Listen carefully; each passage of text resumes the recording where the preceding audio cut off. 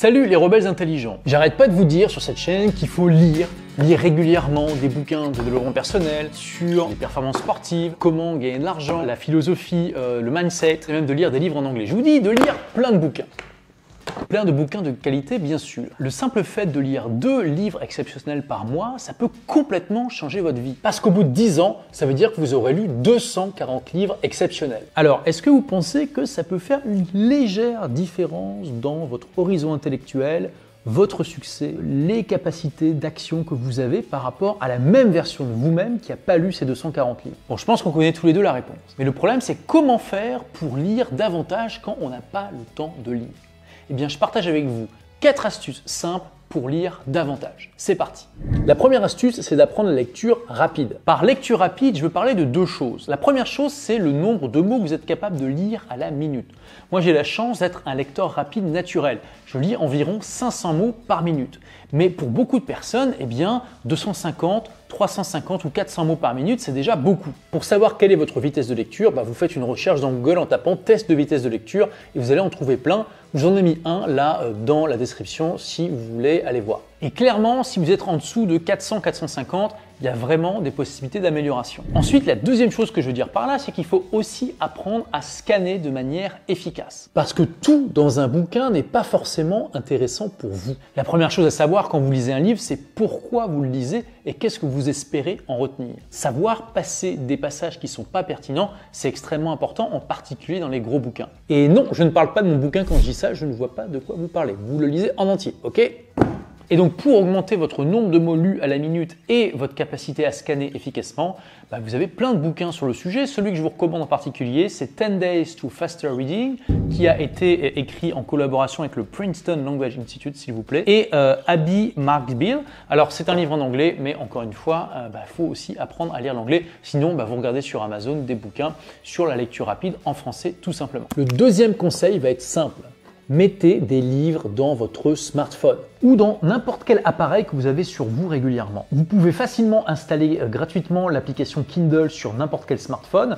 Vous avez aussi souvent des applications natives sur Android, Windows Phone ou bien les iPhones. Par exemple, sur iPhone, vous avez iBooks qui vous permet de mettre facilement des livres. Vous avez aussi Cloud Readers et plein d'autres applications gratuites pour mettre des bouquins. Et ces bouquins, vous pouvez les mettre au format PDF, au format EPUB ou les acheter directement sur les places de marché comme Amazon. Quand vous avez des livres sur vous en permanence grâce à votre smartphone, ça change tout. Parce que dès que vous êtes en train d'attendre quelque part, et clairement ça arrive comme un petit peu de faire la queue un petit peu partout, ou même de se retrouver dans le métro avec rien à faire, eh bien vous vous mettez à lire tout simplement. Vous ne pouvez pas imaginer le nombre de bouquins que j'ai lus uniquement par tranche de file d'attente que j'ai fait un petit peu partout. C'est absolument incroyable. Rien qu'avec cette astuce, vous pouvez lire peut-être une dizaine de bouquins par an sans aucun problème. D'ailleurs, petit secret, un livre sur smartphone, c'est beaucoup plus pratique à lire aux toilettes qu'un gros livre papier. Donc l'idée, c'est que plutôt que de faire comme 99% des gens qui ne font rien quand ils sont en train d'attendre, là ils regardent les mouches voler,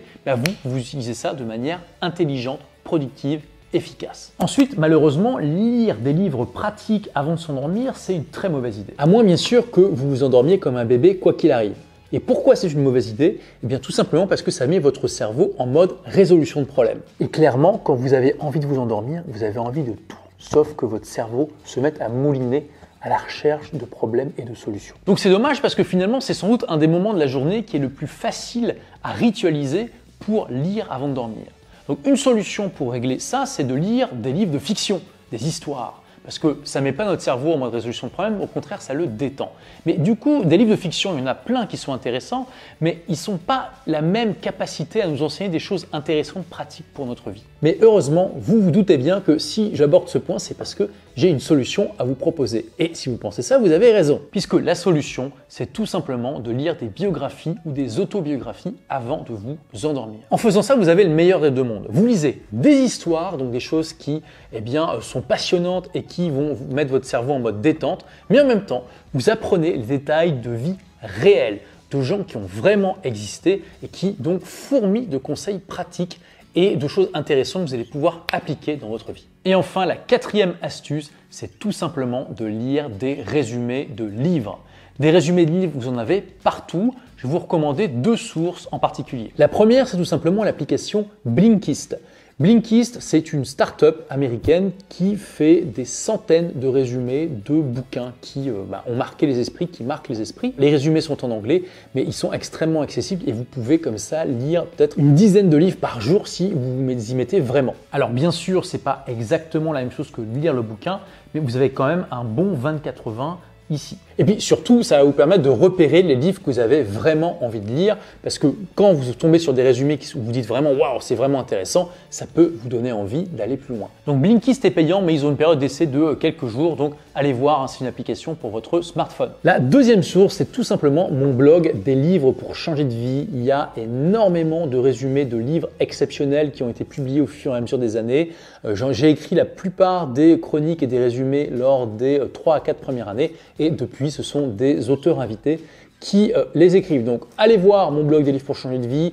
Il y a vraiment beaucoup de résumés d'excellents livres et tout ça disponible gratuitement. Et donc, pour aller voir des livres pour changer de vie, vous cliquez tout simplement sur le lien dans la fiche en haut à droite ou le lien en description. Voilà pour ces 4 conseils. J'espère que vous allez faire partie de la minorité qui agit et qui met au moins un de ces conseils en pratique pour lire davantage dans votre vie. Comme d'habitude, vous êtes libre d'ailleurs en complément de recevoir gratuitement un extrait de mon livre « Tout le monde n'a pas eu la chance de rater ses études », les 3 principes pour réussir dans tous les domaines de votre vie. Donc pour le recevoir, ce sera peut-être d'ailleurs une bonne manière de démarrer la lecture pour vous.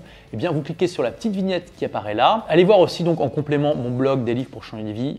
Et n'oubliez pas de cliquer sur le bouton qui va bien pour vous abonner à la chaîne et louper aucune des prochaines vidéos. Je vous dis à demain 17h pour la prochaine vidéo. En attendant, n'oubliez pas, soyez rebelles, soyez intelligents, faites partie des gens qui se bougent et faites partie des gens qui lisent davantage des livres de qualité. Ciao!